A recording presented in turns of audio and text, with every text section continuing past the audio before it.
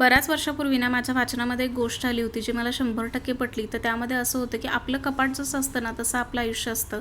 आपलं कपाट जर विस्कटलेलं असेल तर आपल्या विचारांमध्ये गोंधळ तेवढाच असतो आणि आपलं कपाट जेवढं ऑर्गनाईज असेल ना तेवढी आपल्या थॉट्समध्ये आणि ॲक्शनमध्ये क्लॅरिटी असते. तुम्हाला हा थॉट पटला असेल तर मला कमेंटमध्ये सांगा.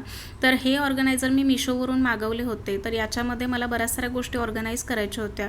तर हँगर्स ऑलरेडी होते आणि माझा नवरा ना जरा मार्क झुकरबर्ग इन्स्पायर्ड आहे, त्यामुळे त्याचे एकाच कलरचे बरेच टी शर्ट्स आहेत, तुम्ही देखील बघू शकता. मला तर बघून कंटाळा आला, पण आता माझ्याकडे ऑप्शन नाही आहे, कारण त्याला ना सकाळी ऑफिसला जाताना टी शर्ट्समध्ये कन्फ्युजन नको म्हणून त्याचा हा फंडा आहे. तर इथं बऱ्याच साऱ्या गोष्टी ज्या कमी वापरल्या जातात त्या मी ऑर्गनायझरमध्ये ठेवल्या होत्या. त्याच्यामध्ये थोडी जागा मी मुद्दाम ठेवली होती की जेणेकरून नवीन एखादी वस्तू काही ॲड झाली तर त्याच्यामध्ये ठेवता येईल.